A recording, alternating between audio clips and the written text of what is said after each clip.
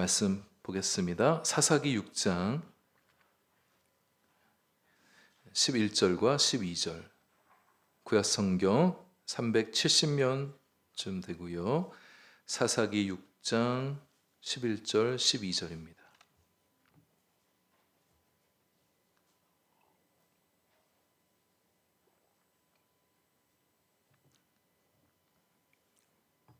사사기 6장 11절 12절 말씀 우리 다 같이 한 목소리로 봉독하겠습니다.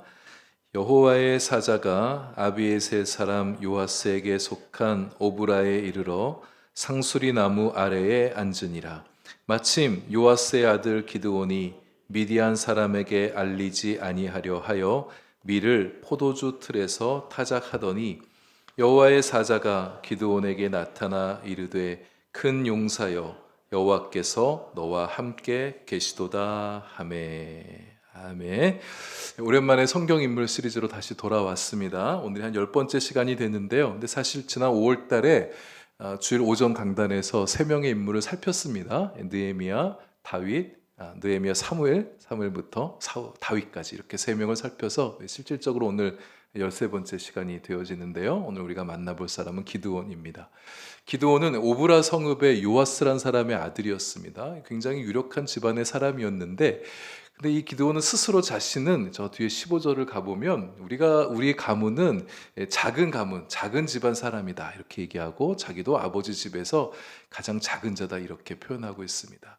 유력한 사람인데 자기 스스로 이렇게 작게 여기는 사람이라면 자기 이상의 큰 일을 할 수가 없습니다. 근데 보잘것없고 가진 게 없고 내세울 것 없는 사람이라 할지라도 자기 자신을 크게 여기는 사람은 자기 이상의 큰 일을 할 수 있어요.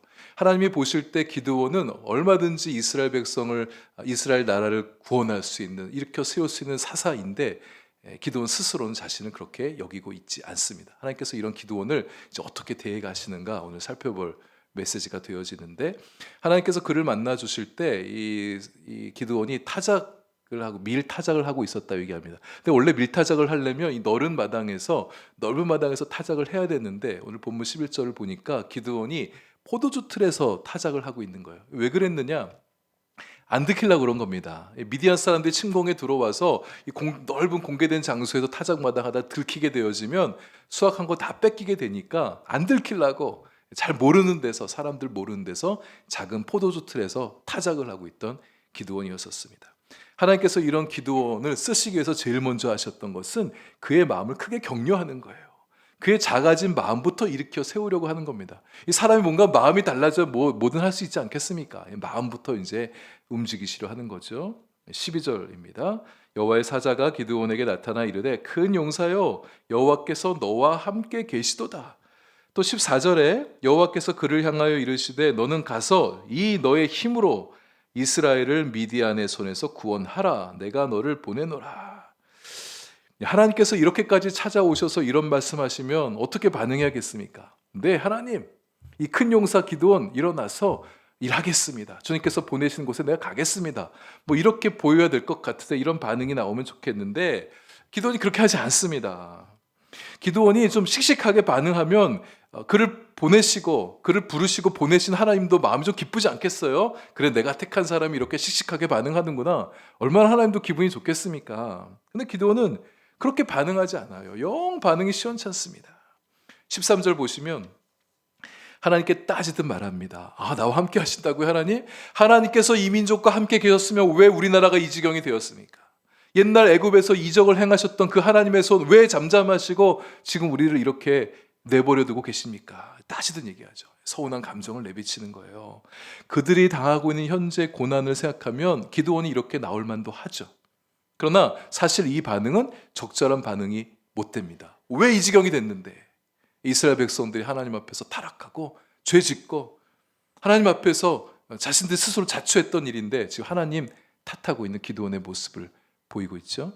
14절에 하나님은 그래서 내가 너 찾아온 게 아니냐라는 반응을 보이듯이, 그렇게 하듯이 너에게 힘이 있으니 일어나 너의 그 힘을 가지고 일을 하라, 이렇게 말씀하고 계십니다.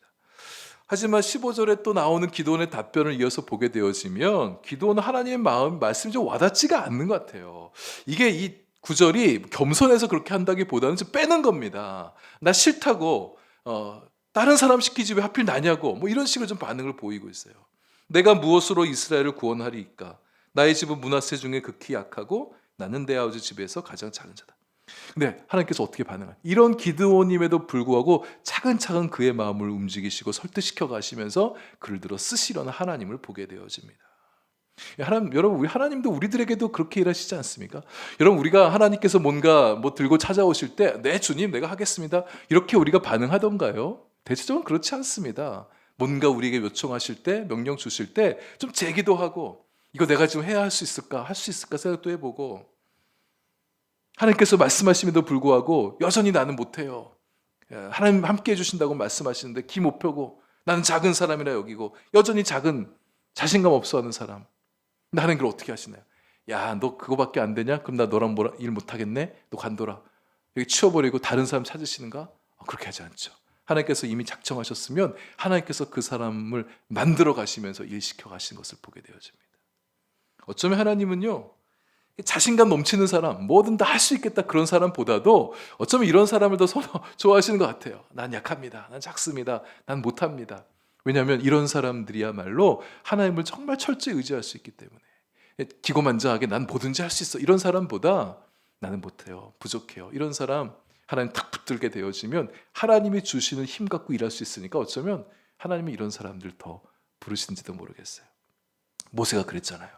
민족을 구원할 수 있을 왕성한 힘을 가졌던 40살에 권력을 가지고 있고 힘이 있었던 때 하나님께서 그를 쓰지 않으셨어요. 양치기가 되었을 때, 아무 힘도 없을 때, 의지할 거나 아무것도 없는 80세가 되었을 때 그를 불러다 쓰시지 않습니까? 다윗도 그랬었습니다. 자신감 다 빼내시고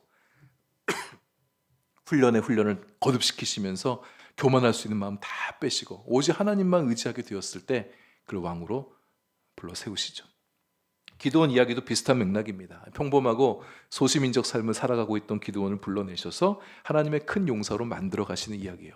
큰 용사라고 부르고 있지만 처음부터 그가 큰 용사였기 때문에 큰 용사가 아닙니다. 큰 용사로 만들어 가시는 하나님의 작업이 이 기드온에게 나타나고 있어요. 기드온의 용기는 서서히 커져갑니다. 기드온이 처음부터 큰 용사가 아니었다는 사실을 우리가 잊지 말아야 됩니다. 이게 이 본문, 이 기드온 이야기에서 결코 놓쳐서 안 될 중요한 포인트입니다. 그가 용맹했기 때문에 하나님께서 그에게 일을 맡기신 게 아니라 용맹하지 않았던, 용맹하게 만들어 가시면서 용맹한 사람이 되게 하시는 그런 하나님의 일을 보게 되는 것입니다.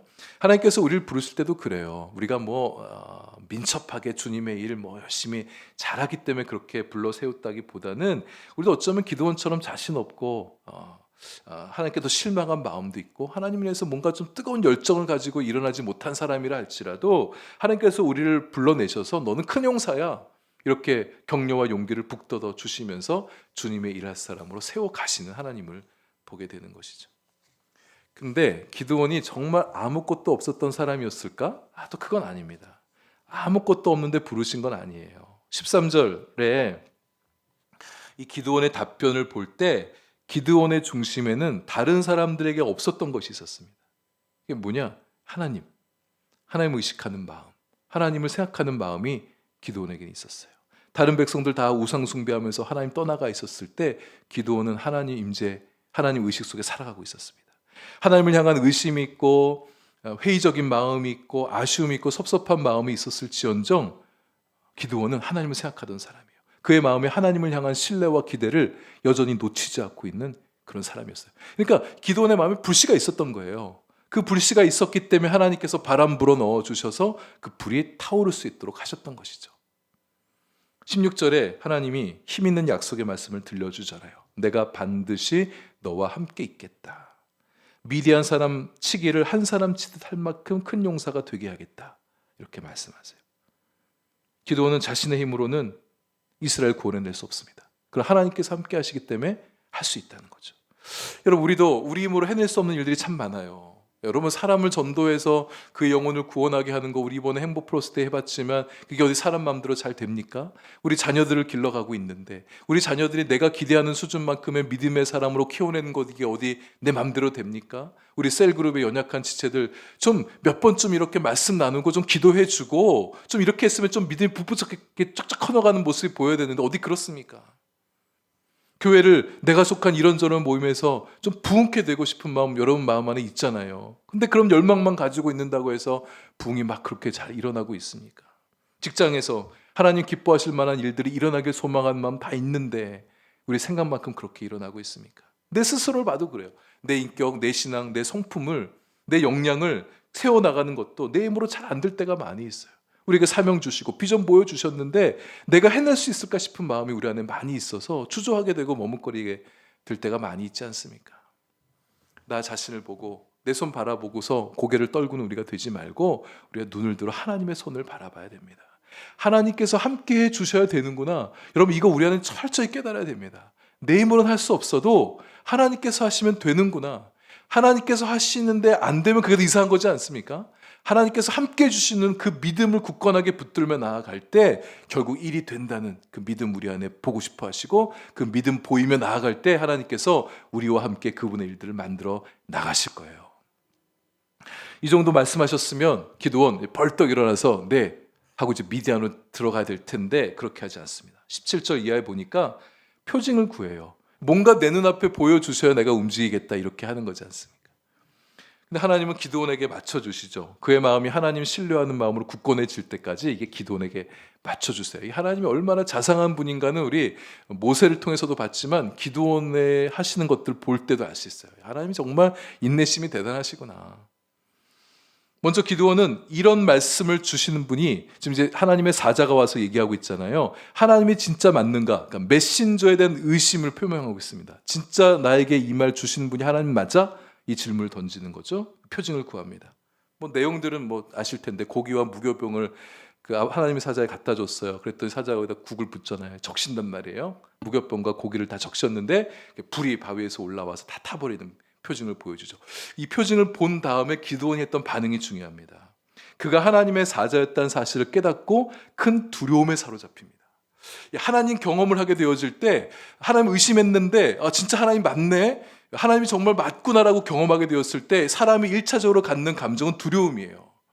우리가 워낙 하나님의 자비하심과 사랑 속에 늘 살다 보니까 하나님 만나도 이렇게 두려움을 우리가 잘 못 느낄 때가 많은데 하나님을 의심하고 하나님을 받아들이지 않던 사람이 딱 하나님 만나게 되어질 때는 일단 두려운 마음부터 일어납니다. 또 성스러운 마음을 갖게 돼요. 이게 종교학에서 누미노제라는 단어를 쓰기도 하는데 하나님을 만났을 때 두려움에 떨어요. 그때 하나님께서 어떻게 하시냐 이걸 봐야 됩니다. 근데 하나님을 만나 이때 이 기드온이 하나님을 만나면서 한 차례 영적 도약의 경험을 합니다. 여러분, 사람은요 하나님을 한번 좀 뜨겁게 만나게 되어지면 이 신앙이 좀 자라게 되어져요. 한 계단 뛰어오르게 되어지는데 기드온도 마찬가지예요. 그래서 기드온은 하나님을 경험한 다음에 자신이 경험했던 그 하나님의 그 경험을 기억할 수 있도록 이름을 지었습니다. 기드온에게 좀 좋은 점이에요. 그 제단을 여호와 샬롬이라고 이름 붙이죠. 자기가 만났던 그 하나님 경험을 잊어버리지 않기 위해서 자신의 그 경험이 무엇인가를 이름을 지어놓는 거예요. 여호와 샬롬. 내가 샬롬의 하나님을 만났다. 이런 기록을 써놓고 있어요. 자기를 안심하게 하는 하나님을 만났다는 거죠. 자기 죽을 수 있었는데 하나님 의심했었으니까 근데 하나님이 자기를 살려줬다는 겁니다. 그의 마음에 평안을 누리게 했다는 거예요. 나에게 평안을 주시는 하나님 여호와 샬롬. 이렇게 기드온이 고백하고 있습니다.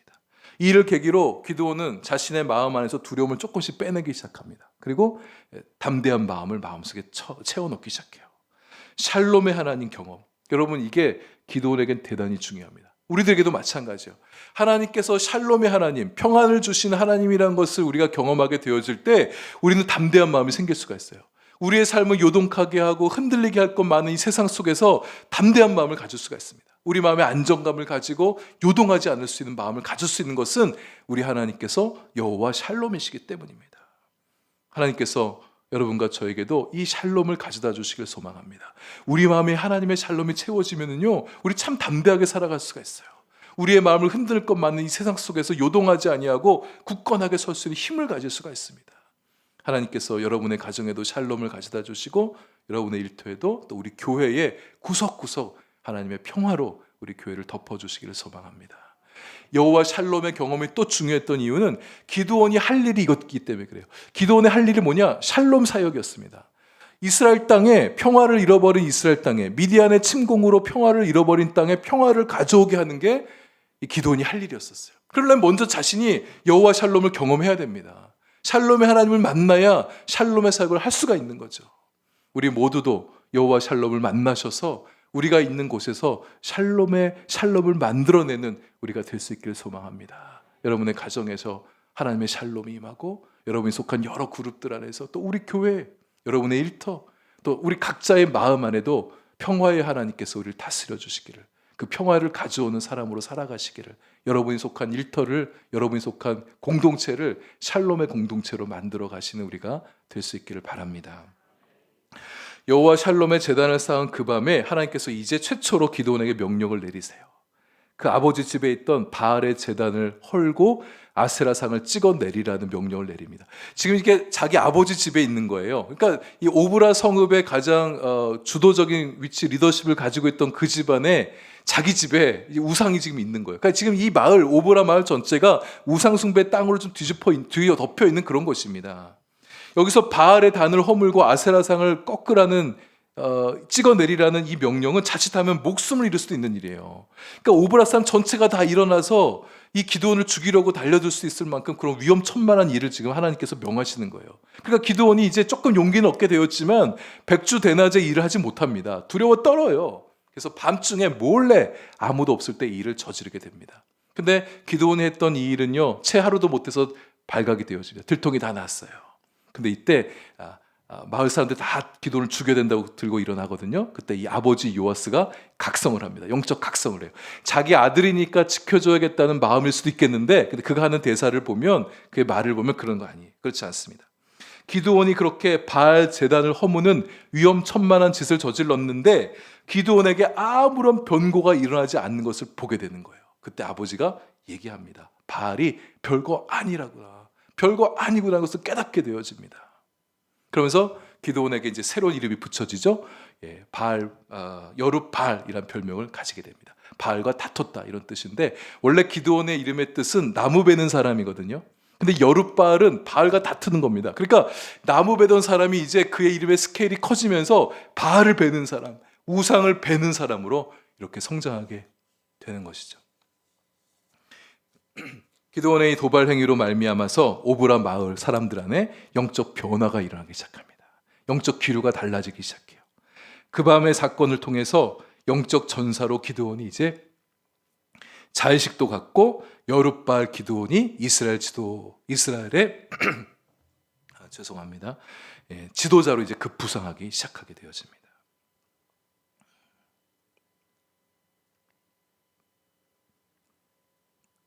용기가 있어야 돼요. 하나님의 일을 하려면. 보신주의는 종종 변화와 성장을 가로막습니다.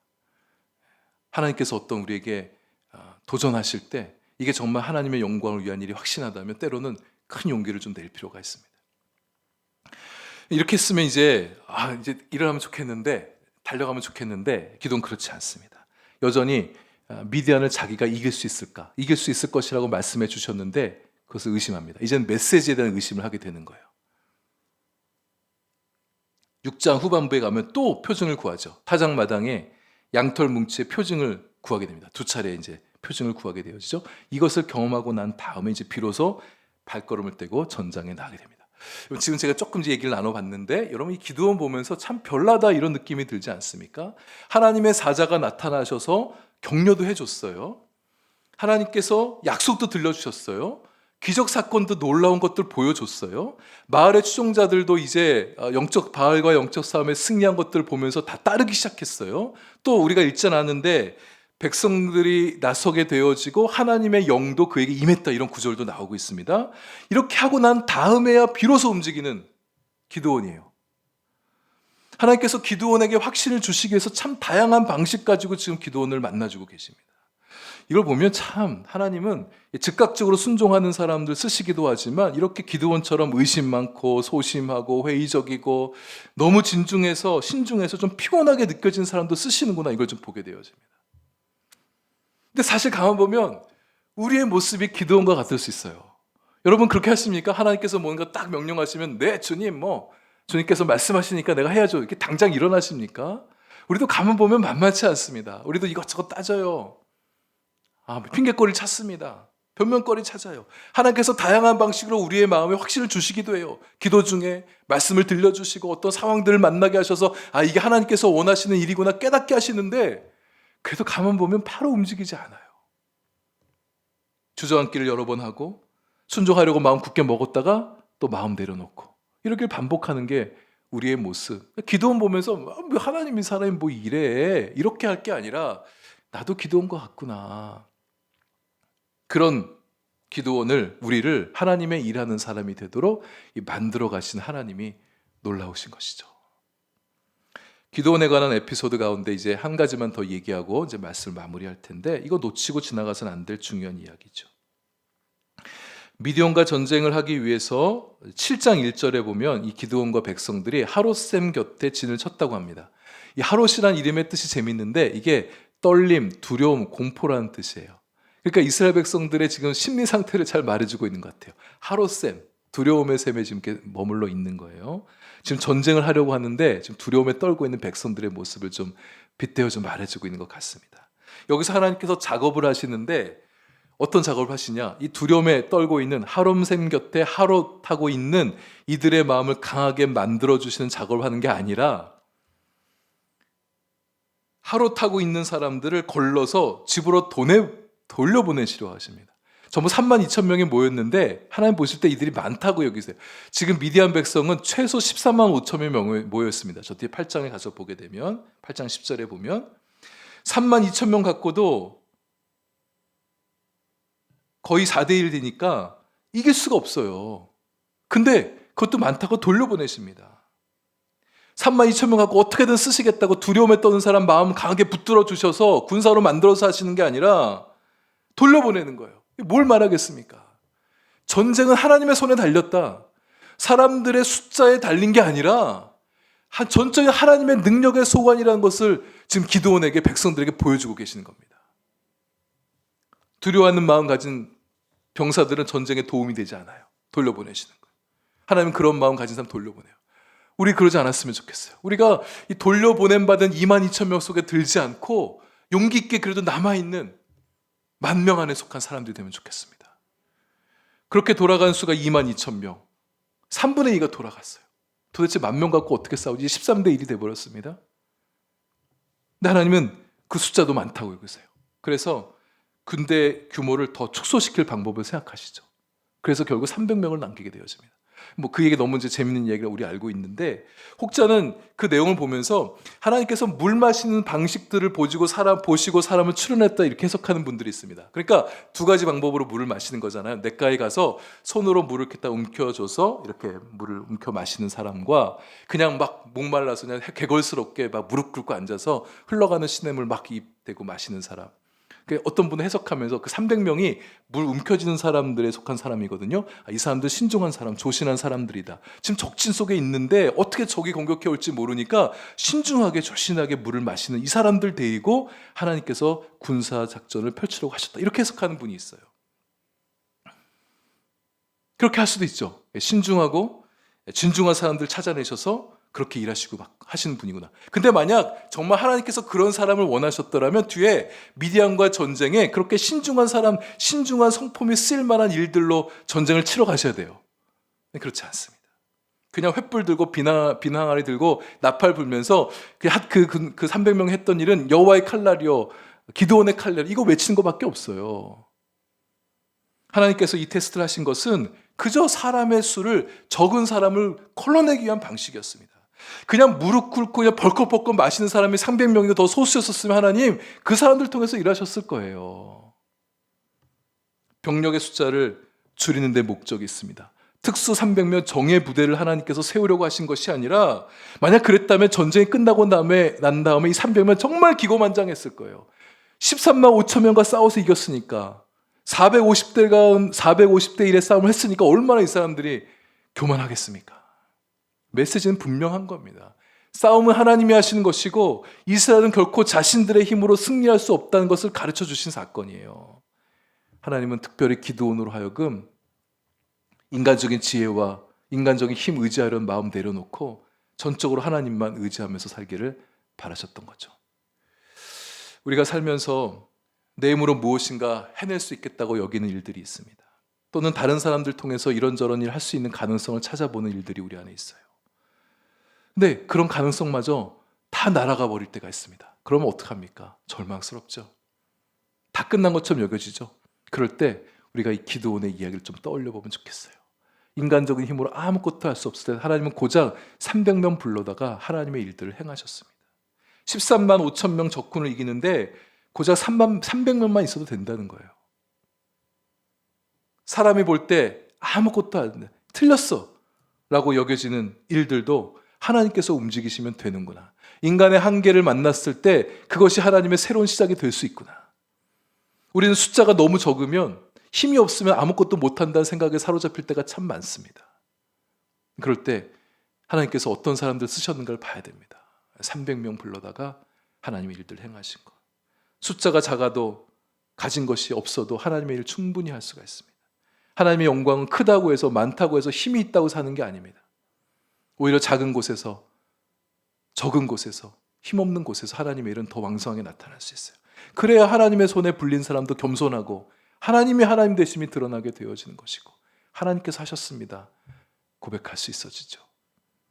흔히들 표현하는 기드온의 300용사는 용맹한 사람 300명을 의미한다기보다는 물론 용맹한 사람 맞습니다. 3만 2천 명 중에 두려워하지 않았던 사람들이 남았던 거니까 용맹한 사람들 맞죠.